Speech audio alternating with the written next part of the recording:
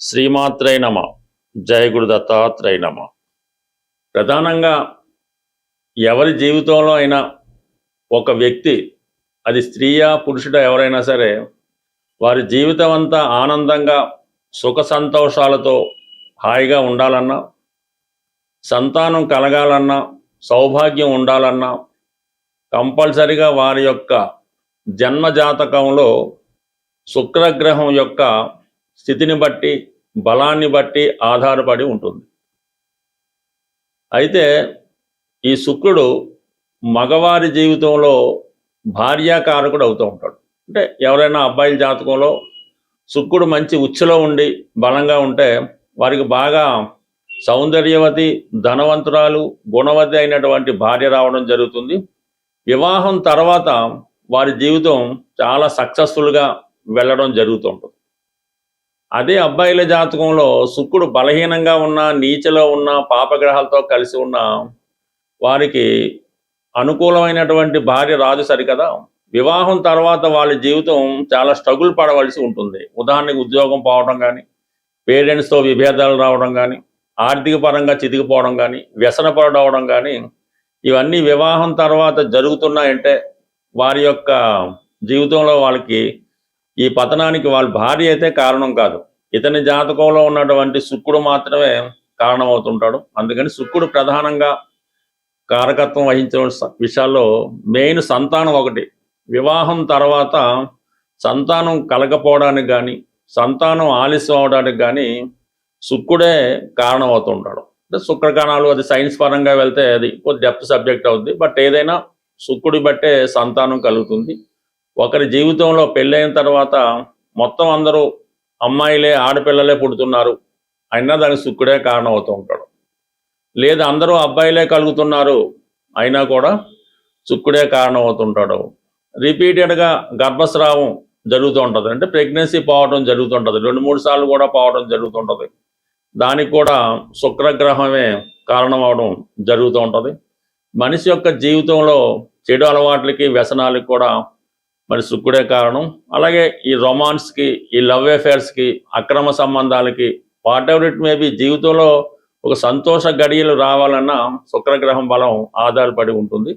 మరి ఖరీదైనటువంటి వాహనాలకి, అలాగే ఖరీదైనటువంటి నగలకి, వివాహానికి, వివాహం తర్వాత జీవితానికి, శృంగార జీవితానికి కూడా శుక్ర బలాన్ని బట్టి ఆధారపడి ఉంటుంది. ఉదాహరణకి జన్మజాతకంలో, స్త్రీల జాతకంలో శుక్రుడు బలంగా ఉంటే, అంటే మంచి స్వక్షేత్రంలో కానీ, ఉచ్చులో కానీ ఉన్నప్పుడు చాలా వాళ్ళు పవిత్రంగా, మరి చాలా సౌకర్యవంతంగా, పవిత్రంగా, చాలా డీసెంట్ బిహేవియర్తో కలిగి ఉంటారు. అది ఉదాహరణకి ఎంఎస్ సుబ్బలక్ష్మి గారు లాంటి వాళ్ళు, పి సుశీల్ లాంటి వారు, ఎస్ జానకి లాంటి వాళ్ళు జీవితంలో అంటే వాళ్ళు కళారంగంలో కూడా రాణించడం జరుగుతుంది. కాబట్టి శుక్రుడు బలాన్ని బట్టి కూడా అది రాణిస్తూ ఉంటుంది.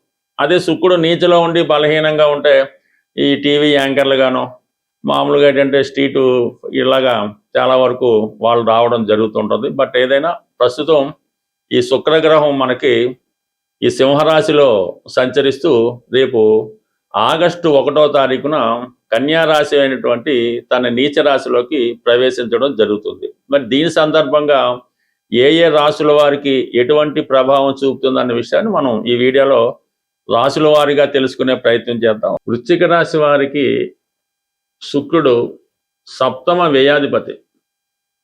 అంటే ఒక విధంగా భార్య స్థానాన్ని, మీతో పరిచయం ఉన్నవాళ్ళు, మీరు ఎవరితో అయితే వ్యవహారాలు నడుపుతుంటారో, చేస్తుంటారో వాళ్ళందరూ కూడా సప్తమ స్థానంలో ఉంటారు. అంటే మీరు ఒక డాక్టర్ అయితే పేషెంట్లు, మీరు ఒక లాయర్ అయితే మీ క్లయింట్స్, ఈ విధంగా సప్తమ స్థానంలో. ఈ వ్యాపార వర్గంలో ఉన్న వాళ్ళకి సప్తమ స్థానం చాలా బలంగా ఉండవలసి ఉంటుంది. అదే ఉద్యోగం వారికి 6వ స్థానం అనుకుందాం. అందుకని ఈ సప్తమాధిపతి శుక్రుడు అయ్యాడు. దాంతోపాటు వ్యయాధిపతి 12వ స్థానాధిపతి శుక్రుడు అవడం వల్ల ఎక్కువ. అందుకనే ఈ వృశ్చిక రాశి వారు వివాహం తర్వాత జీవితంలో చాలా మార్పులు రావడం జరుగుతుంటుంది. కొంతమంది విదేశం వెళ్ళడం కానీ, ఉద్యోగపరంగా ఇతర ప్రాంతం వెళ్ళడం కానీ, పేరెంట్స్కి దూరం అవడం, అలాగే భార్య వలన కానీ, భార్య తరపు బంధువుల వల్ల కానీ నష్టపోవడం కూడా జరుగుతుంటుంది. నష్టపోవడం అంటే ఆనందంగానే ఉంటుంది. శుక్రుడు 12వ స్థానంలో ఉన్నప్పుడు జరిగినటువంటి నష్టం జాతకుడు ఇష్టపూర్వకంగా, సంతోషంగా ఖర్చు పెట్టడం జరుగుతూ ఉంటుంది. అందువల్ల ఏంటంటే మరి జాతకుడు స్త్రీల వల్ల నష్టపోయే అవకాశం ఉంటుంది. ఎప్పుడన్నా సరే వృశ్చిక రాశి వారికి కామన్ పాయింట్. అది సాధారణంగా వివాహం తర్వాత జరుగుతూ ఉంటుంది. అంటే సప్తమ స్థానం యాక్టివేట్ అవుతుంది, శుక్రుడు యాక్టివేట్ అవుతుంటాడు. ఆ శుక్రుడు ఉన్న స్థానాన్ని బట్టి ఆ ఫలితం ఇవ్వడం జరుగుతూ ఉంటుంది అన్నమాట. కామన్గా ఇందులో సీక్రెట్ ఇది. మరి ఇప్పుడు ప్రస్తుతం శుక్రుడు మనకి ఆగస్టు 1వ తారీఖు నుంచి సెప్టెంబరు 2వ తారీఖు మధ్యలో 11వ స్థానంలోకి రావడం జరుగుతుంది. అంటే 11వ స్థానానికి ఏ గ్రహం వచ్చినా కూడా అది కొంతవరకు మనకి లాభాన్ని కలిగిస్తూ ఉంటుంది. అంటే మనం ఏదైతే కోరుకుంటున్నామో ఆ కోరికలు తీస్తూ ఉంటుంది. కానీ ఒక విధంగా పాపస్థానం లాంటిదే. ఒకరికి నష్టం జరగడం వల్ల, ఒకరికి అన్యాయం జరగడం వల్ల మనం లబ్ధి పొందడం జరుగుతూ ఉంటుంది.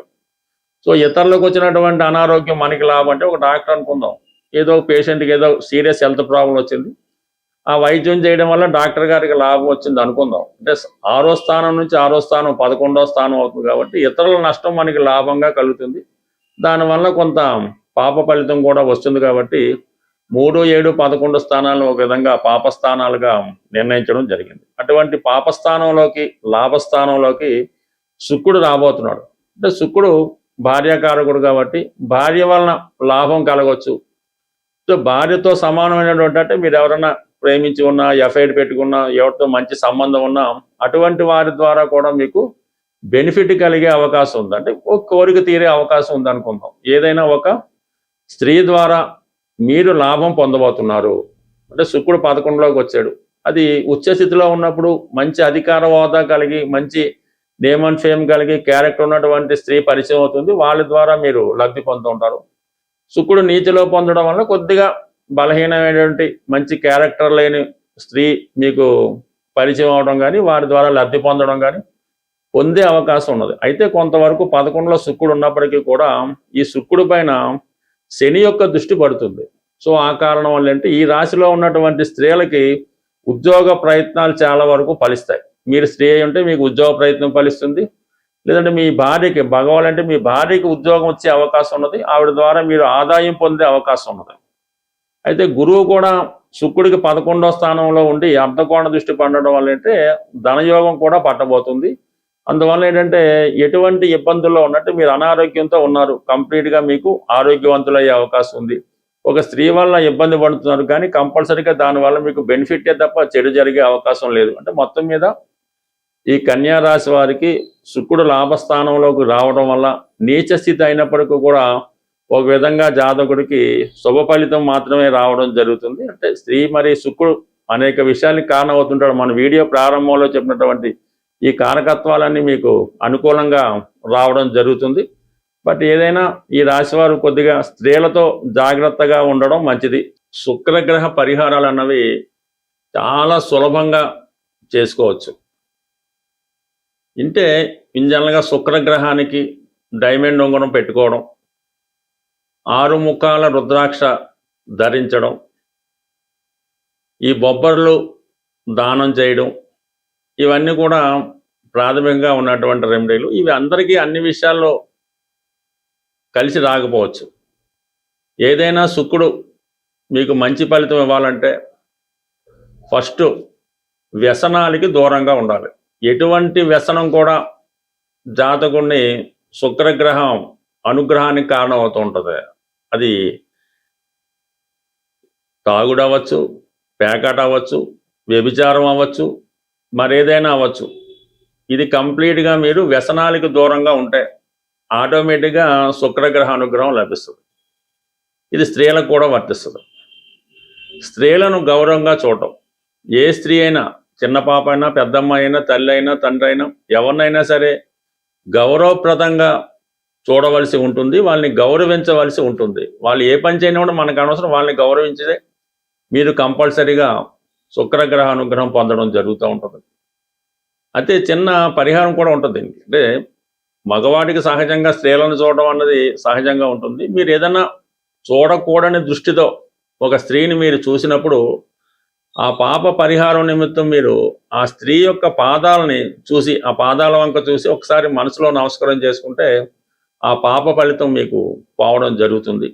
అలాగే ఇంట్లో మనకి పాడైపోయినటువంటి వస్తువులు, అంటే ఒక సంవత్సరంగా మనకు ఉపయోగం లేదు, పాడైపోయిన మోటార్ సైకిల్, ఇరిగిపోయిన కుర్చీలు, ఇరిగిపోయిన అద్దాలు, ఇటువంటి మనకు ఉపయోగం లేదు, ఒక సంవత్సరం పైగా దాన్ని మనం వాడడం లేదు అనుకున్నప్పుడు వాడిని ఎవరికన్నా డొనేట్ చేయడం అన్నది ఉత్తమమైన పని, ఏదైనా అవ్వచ్చు. దాని తర్వాత ఏంటంటే అద్దాలు, ఇంట్లో ఉన్నటువంటి అద్దాలు చాలా క్లియర్ కట్గా నీట్గా ఉండాలి. సాధ్యమైనంత వరకు పడక గదిలో, బాత్రూములో ఈ అద్దాలు అంటే ముఖం చూసుకొని అద్దాలు లేకుండా ఉండడం మంచిది. మామూలు అద్దాలు అయితే ఓకే, గ్లాసెస్, పార్టిషన్ గ్లాసులు ఓకే.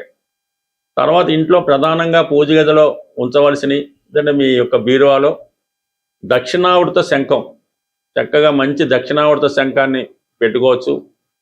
లక్ష్మీ గవలు, అవి విడివిడిగా ఉంచకూడదు. ఒక 8 గవలు ఒక ఎరుపు రంగు సిల్క్ క్లాత్లో మూటగట్టి పెట్టుకోవడం. అలాగే గోమతి చక్రాలు ఒక 8 మీ పూజా మందిరంలోనో క్యాష్ బాక్స్లోనో పెట్టుకోవడం వల్ల అనుకూలించే అవకాశం ఉంది. కంపల్సరిగా మీ పూజా మందిరంలో దేవుడి బల్ల దగ్గర మట్టితో అదే ఈ కుంకుమ భరణలు, చెక్కతో చేసిన కుంకుమ భరణలు ఒక 2 తీసుకోవాలి. ఒక కుంకుమ భరణ ఎప్పుడు కూడా ఇంట్లో ఉండకూడదు, 2 పక్క పక్కన ఉండడం మంచిది. ఒక కుంకుమ భరణలో పసుపు, మరొక కుంకుమ భరణలో కుంకుమ, సింధూరం, అంటే ఈ 2 కూడా పక్క పక్కనే పెట్టి అవే అమ్మవారి రూపంలో మీరు పూజించడం వల్ల కూడా మీకు అనుగ్రహం కలుగుతుంది. అలాగే మరి ఈ పూర్వకాలంలో చేట, ఈ ఎదురు బద్దలతో చేసిన చేట ఉండేది, ఇప్పుడు వాడకం అది తగ్గిపోయింది. కంప్లీట్గా మీ ఇంట్లో మాత్రం పూజా మందిరంలోనో మీ వంటగదిలోనో ఎక్కడో దగ్గర మాత్రం ఒక చేట అన్నది కంపల్సరీగా ఉంచవలసి ఉంటుంది. దానికి అలా కొత్తది కొన్న పశుపతి రాస్తూ ఉంటారు, ఆ విధంగా ఒక చేట మీ ఇంట్లో ఉంచడం. ఈ పూర్వకాలంలో ఈ ధాన్యం అది కొలుచుకునే ఈ కొంచెం సేరు, అర్ధ సేరు తవ్వ అని ఉండేవి. మీ యొక్క స్థాయిని బట్టి అది వెండిదైనా పర్లేదు, ఇనపదైనా పర్లేదు, ఒక కొంచెం కానీ కొలిసే సాధనం అది ఒక డిజైన్ ప్రత్యేకంగా ఉంటుంది. అది కూడా మీ యొక్క పూజా మందిరంలో కానీ స్టోర్ రూమ్లో కానీ ఇది ఉంచుకోవడం వల్ల కూడా మీకు లక్ష్మీప్రదంగా రావడం జరుగుతుంటుంది. అయితే శుక్రవారం, శనివారం ఏం చేస్తుంటే ఈ ఇంట్లో ఎక్కువ స్టీల్ పాత్రలు వాడతాను. ఈ మధ్య తాగడానికి గ్లాసులు స్టీలే, ఇంట్లో కంచాలు స్టీలే ఉన్నాయి కాబట్టి కనీసం శుక్రవారం, శనివారం ఈ స్టీల్ పాత్రలను వాడటం పక్కన పెట్టి ఈ అరిటాకులో కానీ ఇస్త్రాకులో కానీ భోజనం చేయడం. తాగడానికి గ్లాసు వెండిది లేకపోతే కనీసం గాజు గ్లాస్ కానీ కేవలం మట్టి గ్లాస్ అయినా వాడటం వల్ల అవి లక్ష్మీప్రదంగా ఉండడం జరుగుతుంది. ఫైనల్గా బెస్ట్ రెమెడీ ఏంటంటే అది మీరు సంసారం చేసుకున్నటువంటి కుటుంబంలో కానీ వ్యాపార సంస్థలో కానీ ఏ సంస్థలో అయినా సరే మీరున్నటువంటి నివాస స్థలంలో ఈశాన్య భాగంలో మట్టి కుండతో పూజ అవ్వచ్చు, మట్టి కుండ అవ్వచ్చు, అది ఎండాకాలం చలికాలం పక్కన పెట్టి నిత్యం ఆ మట్టి కుండలో నీళ్లు నిల్వ చేసుకొని ఆ వాటర్ని మీరు వాడచ్చు. వేరే విధంగా పూజకు ఉపయోగించుకోవచ్చు. ఈ మట్టి కుండలో నీరు ఈశాన్య భాగంలో పెట్టడం వల్ల మీకు భూతత్వం యాక్టివేట్ అయ్యి నిత్యం ఆ సంస్థ, ఆ గృహం కలకలాడుతూ ఉంటుంది. స్వస్తి.